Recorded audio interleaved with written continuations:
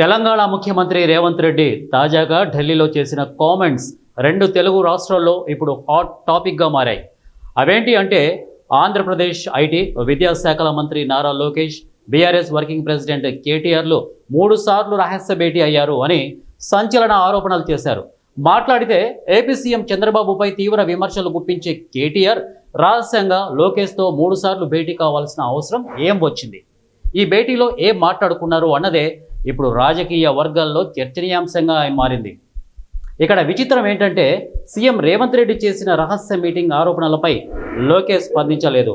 అయితే కేటీఆర్ మాత్రం లేటుగా ఈ రేవంత్ వ్యాఖ్యలపై స్పందించారు. నారా లోకేష్ మీ గురువు కుమారుడే కదా, అతను పక్క రాష్ట్ర మంత్రి, స్టాన్ఫోర్డ్లో చదువుకున్న వ్యక్తి, నాకు సోదర సమానుడు, మేం కలవలేదు, కానీ అయినా కలిస్తే తప్పేంటి అంటూ శుక్రవారం మాట్లాడారు. అయితే ఒక సీఎం చెప్పారంటే ఇందులో ఏదో మతలబు ఉండే ఉంటుంది అని చర్చ సాగుతోంది. ముఖ్యమంత్రి రేవంత్ రెడ్డి తనపై చేసిన డ్రగ్స్ ఆరోపణలపై సీరియస్గా స్పందించిన కేటీఆర్ అసలు లోకేష్తో మీటింగ్ విషయాన్ని మాత్రం ప్రస్తావించడం లేదు. ఒక కేటీఆర్ మాత్రం కలవలేదన్నా నారా లోకేష్ విషయంపై ఇప్పటి వరకు నోరు విప్పలేదు.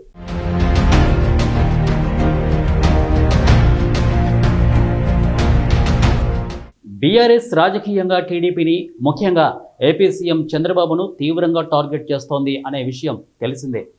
ఇప్పుడు బనకచర్ల విషయంలో తెలంగాణ ప్రయోజనాలకు వ్యతిరేకంగా చంద్రబాబు కుట్ర చేస్తున్నారు అని బీఆర్ఎస్ నేతలు అంతా మూకుమ్మడిగా ఆరోపిస్తున్నారు. మరి ఇలాంటి తరుణంలో కేటీఆర్తో రహస్యంగా నారా లోకేష్తో 3 సార్లు భేటీ ఎందుకు అయ్యారు అన్నది ఇప్పుడు ప్రాధాన్యత సంతరించుకుంది. రాజకీయంగా ఇప్పుడు ఆంధ్రప్రదేశ్లో టీడీపీ, జనసేన, బీజేపీలు కలిసి ఉన్న విషయం తెలిసిందే. త్వరలో జరగనున్న జూబ్లీ హిల్స్ ఉప ఎన్నిక విషయంలో వీళ్ళిద్దరి మధ్య ఏవైనా చర్చలు సాగాయా అన్న అనుమానాలు వ్యక్తమవుతున్నాయి.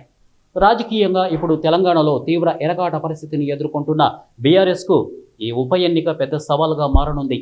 మరి ముఖ్యంగా ఇప్పుడు అంతా తానై వ్యవహరిస్తున్న కేటీఆర్కు ఇది పెద్ద పరీక్షే. ఎందుకంటే కేసీఆర్ బయటకు వచ్చి ఈ ఎన్నిక కోసం ప్రచారం చేస్తారా అన్న అంశంపై కూడా సందేహాలు ఉన్నాయి. మరోవైపు ఈ సీటులో పోటీ చేసే బీజేపీకి టీడీపీ, జనసేనలు మద్దతిస్తే ఫలితం ఎలా ఉంటుందో అన్న భయం బీఆర్ఎస్ నేతల్లో ఉంది అని చెబుతున్నారు. మరోవైపు అధికార కాంగ్రెస్ పార్టీ కూడా ఇది తన సీటు కాకపోయినా ఉప ఎన్నికల్లో ఈ సీటును దక్కించుకుంటే పార్టీకి రాజకీయంగా మరింత జోష్ వస్తుంది అనటంలో సందేహం లేదు. ఈ ఎన్నికల్లో త్రిముఖ పోటీ ఖాయం. కాంగ్రెస్, బీఆర్ఎస్, బీజేపీలు బరిలో ఉంటాయి. అయితే బీజేపీ పక్కన టీడీపీ, జనసేనలు కూడా నిలబడితే ఈ రాజకీయం రంజుగా మారుతుంది.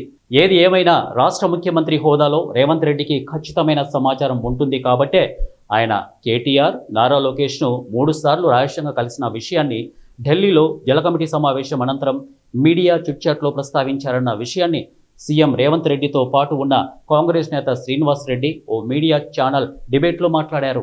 అయితే ఈ విషయాన్ని ఏపీ ఎమ్మెల్యే పట్టాభి ఖండించారు. నారా లోకేష్ కేటీఆర్ను కలిసింది లేదన్నారు. జూబ్లీ హిల్స్ ఉప ఎన్నికల్లో మద్దతు కోసం డిన్నర్ మీట్ జరిగింది అని తెలంగాణ సీఎం రేవంత్ రెడ్డి చెప్పిన దాంట్లో నిజం లేదన్నారు. సిట్టింగ్ ఎమ్మెల్యే ఏ పార్టీ వారైనా మరణిస్తే ఆ స్థానం నుండి వారి కుటుంబ సభ్యులను నిలబడితే టీడీపీ పోటీ చేయకపోగా ఇతర పార్టీలకు కూడా మద్దతు తెలపదన్నారు. ఇద్దరి మధ్య ఎలాంటి సమావేశం జరగలేదని కొట్టిపడేశారు.